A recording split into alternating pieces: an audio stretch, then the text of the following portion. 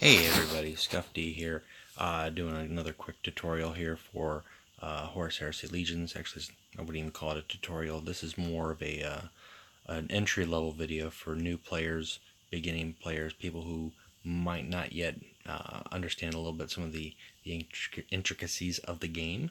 So that's what I'm here to talk about today. Should be a little shorter video.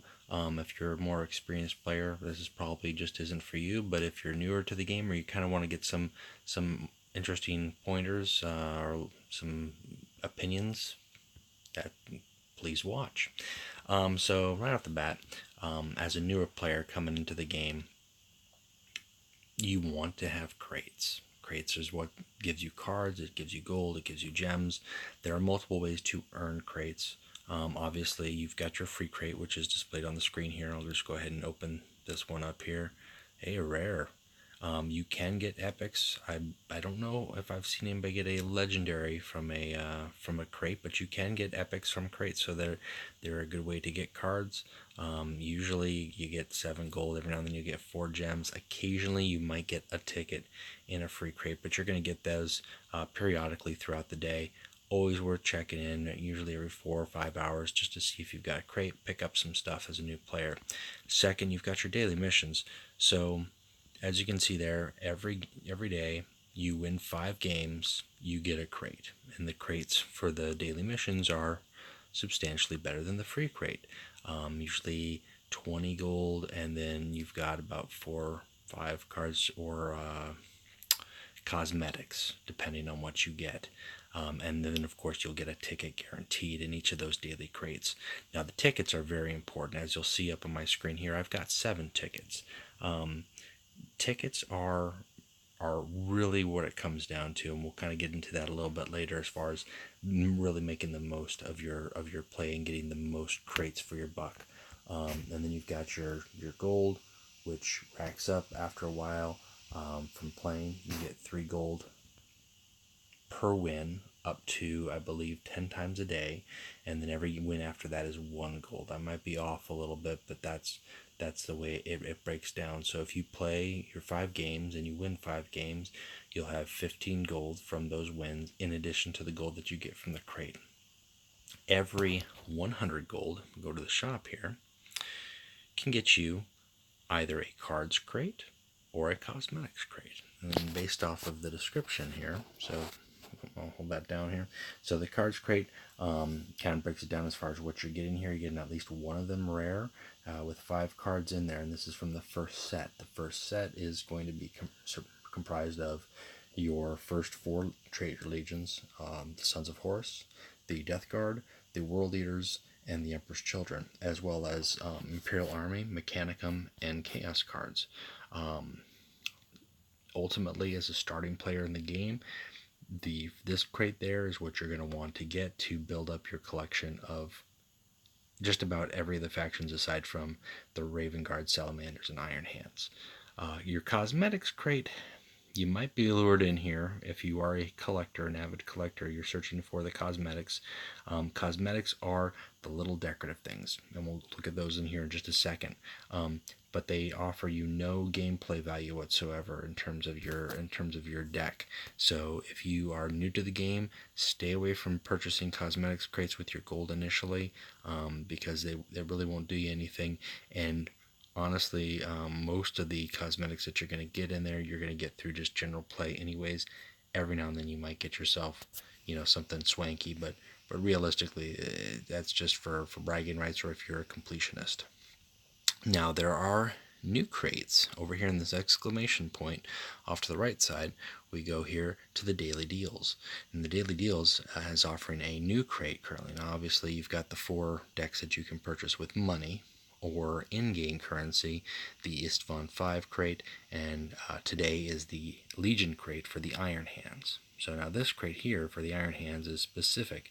It costs double, it's 200 gold as opposed to the 100. However, you're getting 5 cards, including at least, what does it say here, 3. Sorry, I'm looking under my finger. 3 from the Iron Hands. So if you are specifically gunning for 1 Legion to build, keep an eye on the daily deals. Those Legion crates rotate out. I know somebody who needed to build up some World Eater cards and picked up a few and got what he needed just by blowing the 600 there, as opposed to maybe it could have been 1200 in just the normal crates. Now the Isfahan 5 crate is where we've got the newer cards from the new first expansion, which includes Salamander, Raven Guard, and Iron Hands. And there's a variety in there. At least you're going to get at least one rare, but you don't know what you're going to get. If you're just looking to pick up new cards, you feel like you've got enough of the initial cards, or you really want to go for one of those Legions, go for it. It's the same value as the first set card. It's not a bad purchase. It's just another option for you to purchase, to buy. So same price, just different card sets that you're going to get. Now going into other ways to earn crates, we'll go up here and you'll see here these icons. Each of these ones here has a different type of achievement, accomplishment.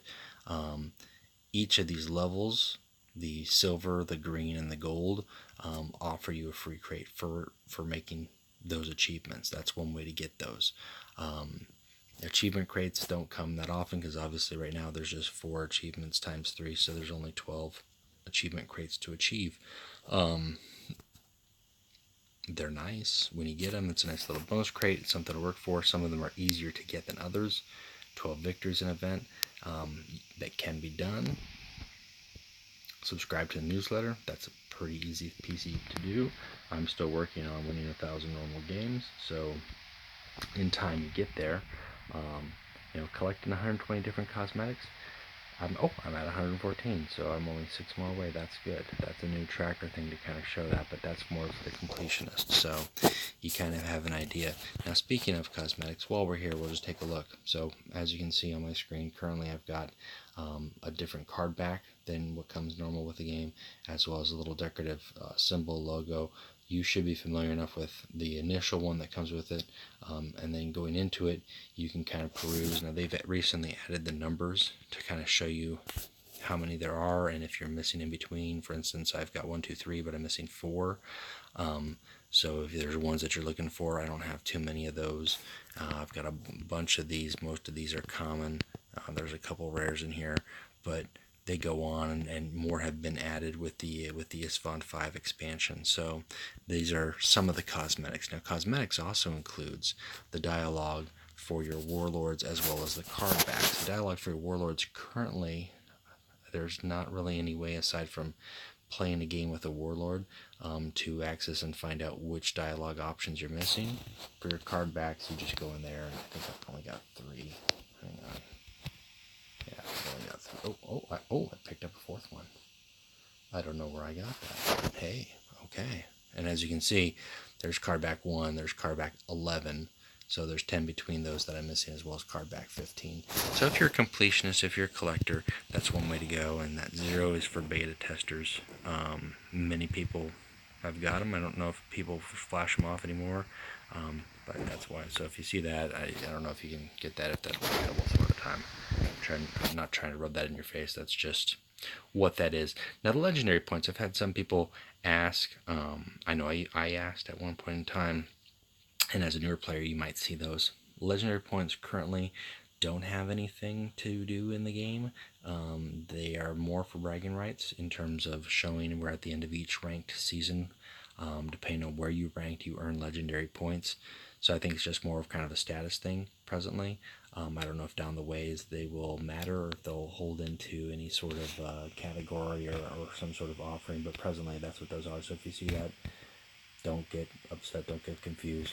You're not missing out on anything. It hasn't granted me anything. Going in here, so we've got this is the shop. That shouldn't be new to you as far as the daily deals. One thing to point out here with the shop, and initially the prices here can look steep. 1,600 is a lot to accumulate. We get into the further discussion, and hopefully I can kind of give you some insight in terms that it's not as steep as you might think. With gameplay, that is completely achievable. It is achievable on multiple times. More importantly, the biggest thing with the shop is don't just pick up stuff that you don't have if you can't use it, or if you don't intend on using it, especially as a newer player. Save up for what you want and what you need. And I know that's hard to say because sometimes you might see something in there, especially if it's a new warlord and you've got cards to try out a new faction, then go for it. Because it's great to play a new warlord. And 100 for Medusan or 400 for Centaur, that's not too shabby. That's doable. 400 is the most. They don't sell Primarchs presently in the shop. I don't know if they ever will. But that's a good way to pick up a new warlord. And if you've got Iron Hand cards and you want to give them a whirl, then that's the tool. That's the way to go about it. If you don't just buy those guys because they'll be sitting in your box and you won't be able to build a deck with them aside from using Mechanicum, Chaos, and Imperial Army. And here we can pick up more cosmetics again. As a newer player, I would caution you against buying cosmetics. That 400 for that Iron Hands back could get you a Gabriel Centaur. So do you want to be able to play the Iron Hands, or do you want to be able to look fancy and show off that you like Iron Hands? You kind of have to weigh it in there. This here, the coupon code, I asked at the Q&A recently, and I believe the coupon code currently is not in service because that does not work with the iPhones, iOS compatible. So currently there's no way to redeem a coupon. That's just there for filler for now, but hopefully in the future we will see some coupons, because that would be a great way for players to have access to some things, whether it's additional gold or gems or tickets. Now, I'm going to offer a couple pointers here in regards to ways to best experience the game. As a free-to-play player, I've only made one purchase, and I'll show you right there. I bought 10 tickets for $7.99 one time. I don't know if I'll do it again. That was more for an event. We were shooting for a high ranking for the lodge, so that's what I went for. From my experience, from my breakdown, I would strongly suggest staying away from purchasing gold with cash. If you're going to spend cash in the game, buy tickets. And I'll kind of explain that in just a second, a little bit more in detail. But for the purchase, 99 cents versus 7.99, at the most 100 for 15,000. Now 15,000, that's seems like a lot of crates. Even if you're going for Legion crates, that could be, but that's $100. And for $8 and a little bit of experience, you're going to get much more in return.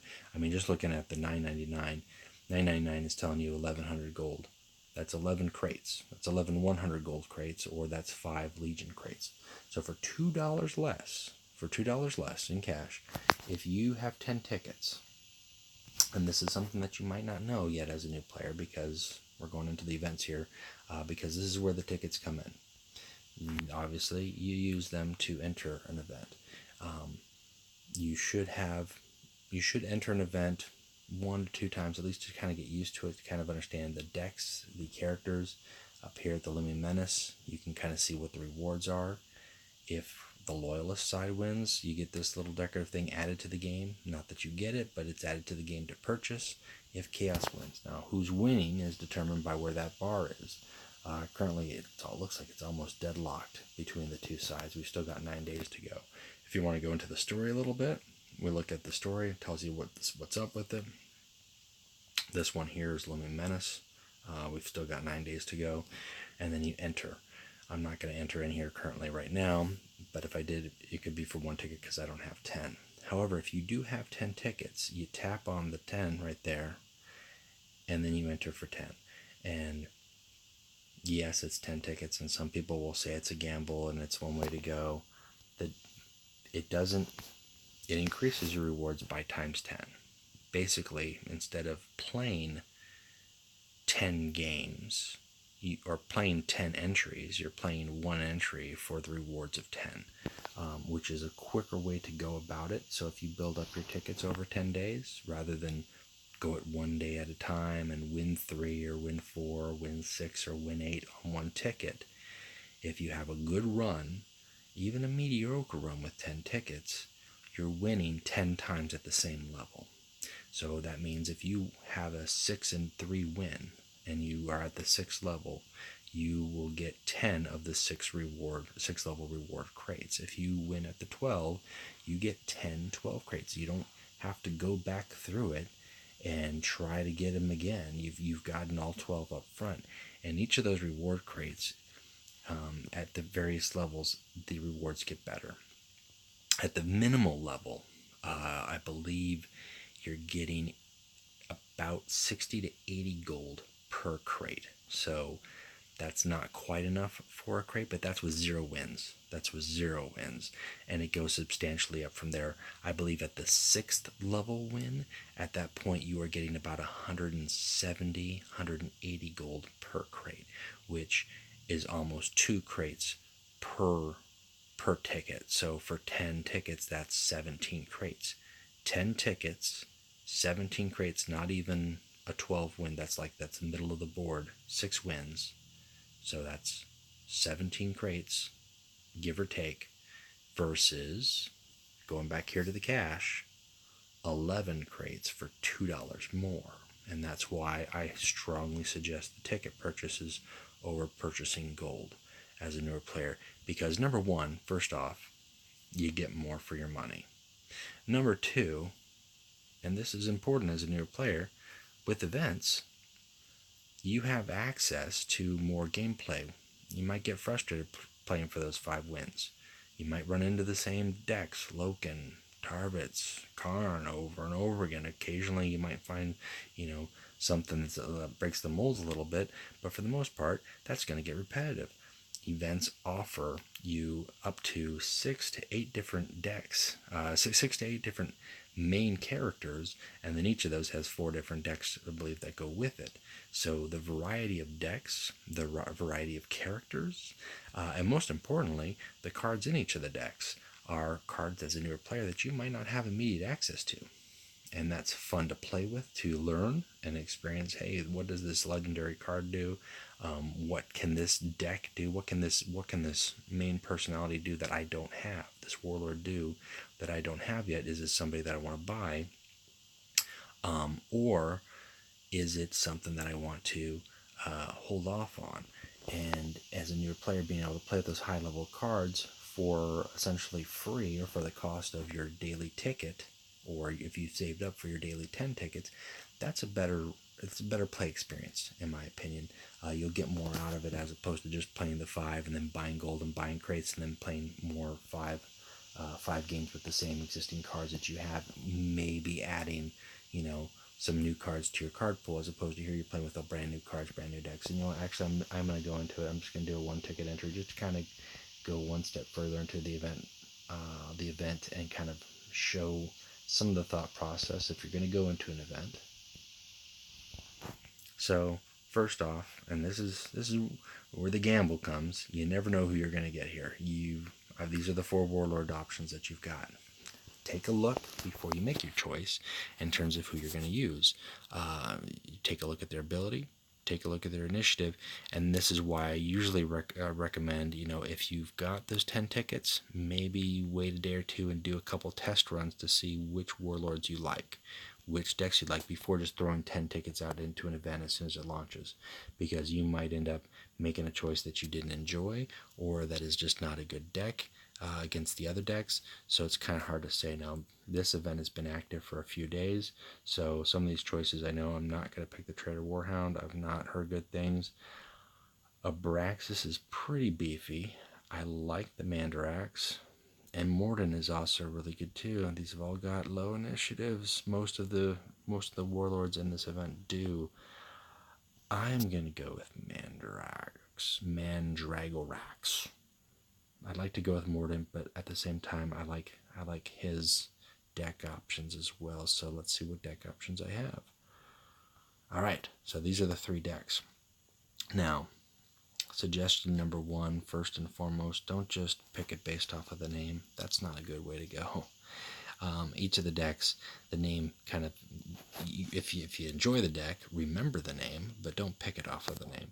Take a look at the cards in the deck. First off, the rarity of the cards. So the gold are the first cards that you want to take a look at. They're always going to look good, but some of them might be more useful than others. Now, as an Imperial Army, there's certain cards that he has access to and certain cards that he doesn't. He doesn't have access to any Legion cards in here, so it's just going to be Imperial Army, Mechanicum, and Chaos. With my Legendaries being Forge Complex, Manifest Destiny, Ambassador Melgator, always a good choice. And then my rares in here, and this is where you kind of look at your high cost. What's the beef? What's driving it? So we've got we've got rally, stun all of enemy vehicles. We've got some cheap guys here. Who's drawn a card. We've got a frontline choice. We've got a jam option.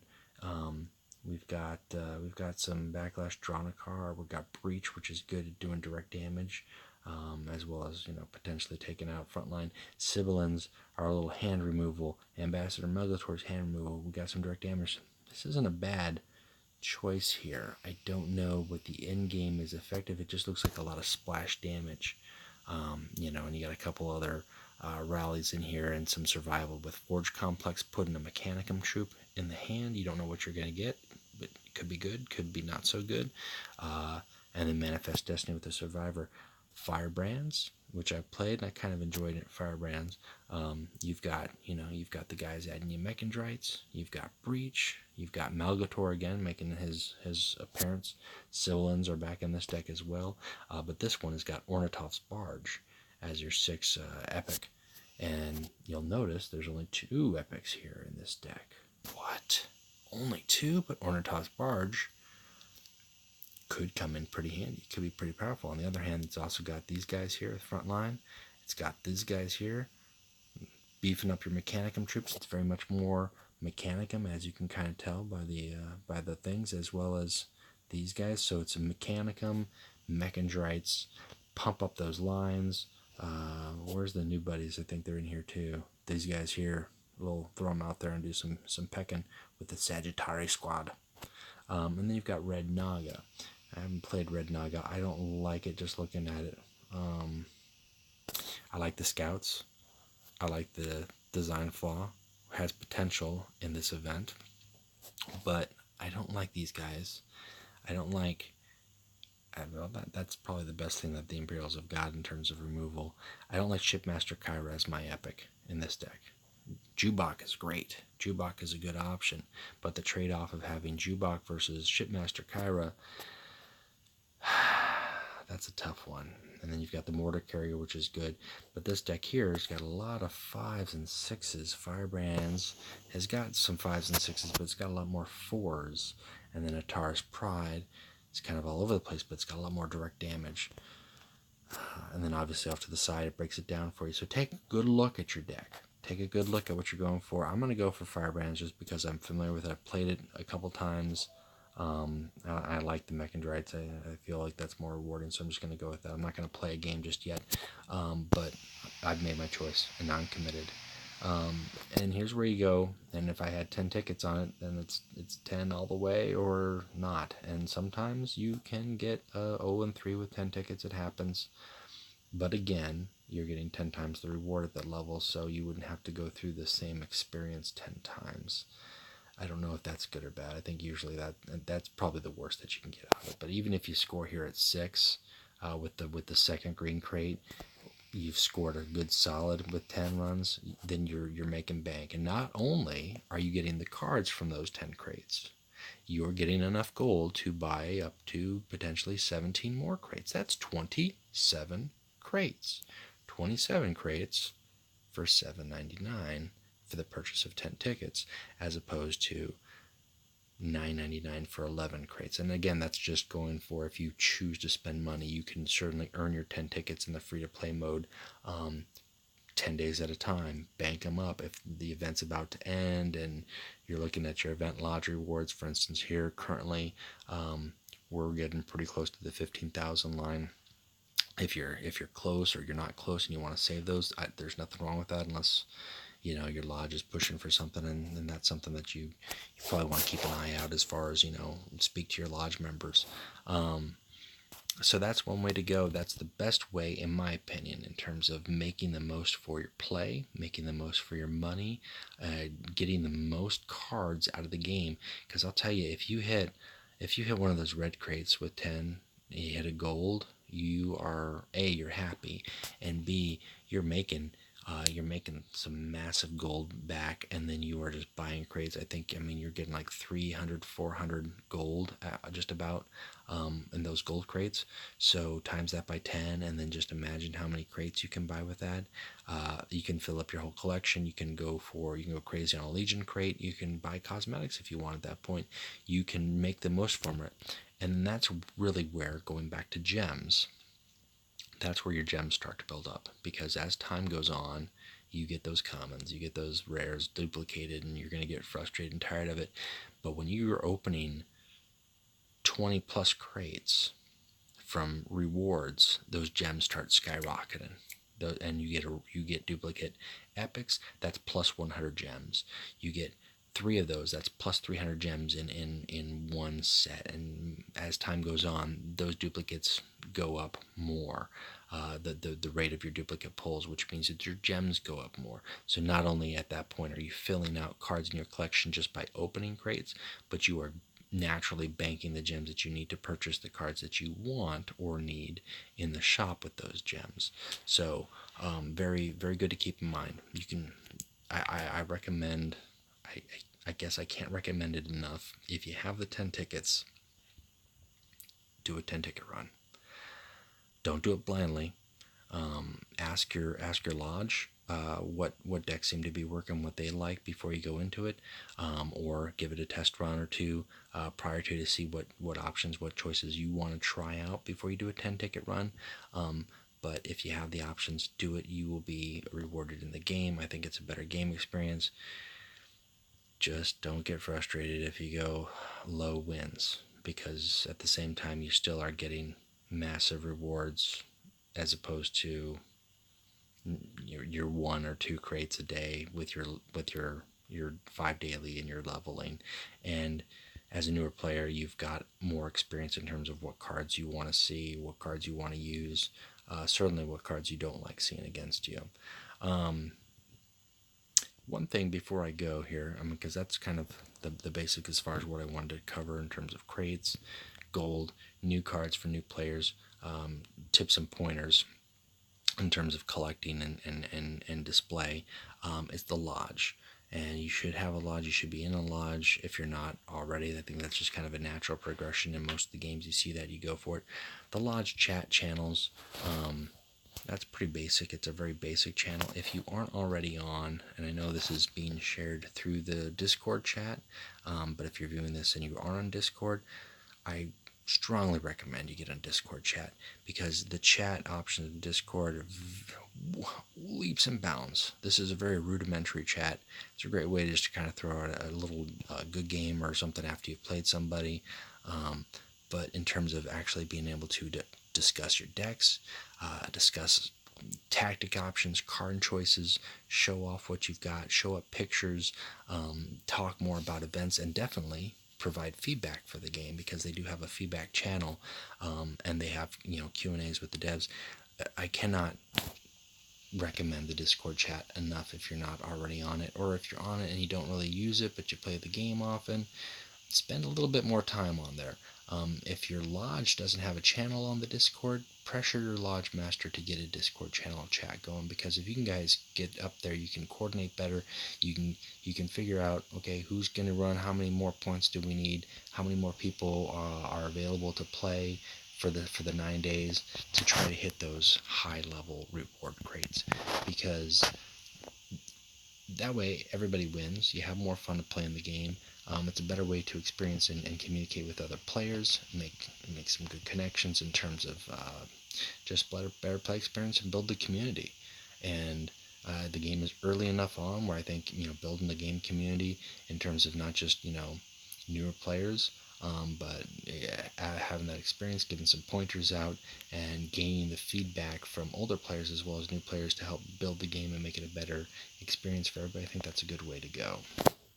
And I think that's just about everything that I can cover. One thing I would recommend, well, shoot, no, I think I've already gone over that. Oh, okay, no, never mind. I've already recommended what I can recommend. So, anyways, it's a little bit briefer, but I hope some of this information, if you're a newer player, is beneficial, gives you some insight, gives you some thought in terms of, don't just jump in to whether it's a spending, or just don't jump into an event. Take some thought, take some consideration, and go from there. And I hope you keep playing Legions. I hope you keep having a good time. Again, I'm having a great time playing the game. I look forward to having some more discussions up here. I think next time I'll probably do another card by card, and then I'll do some gameplay with just a basic deck to kind of illustrate some of the cards coming together in terms of how to refine your basic entry Sons of Horus deck, or Sons of Horus Court Pool. I don't know if I'm just going to go with Loken. I might run with somebody else. But the point is, keep playing. Have a good time. Spend your money wisely, spend your time wisely, and get the most play experience for your time and for your money. And hopefully you won't get frustrated. Hopefully you'll have a better time with it, and you can enjoy the game and enjoy the community, what it has to offer. So I think at this point I'm just kind of rambling on. That's all I have to say. Thank you for watching, and I hope this was helpful for you. Or if it wasn't, then you probably have been playing the game for a little bit too long. All right, bye.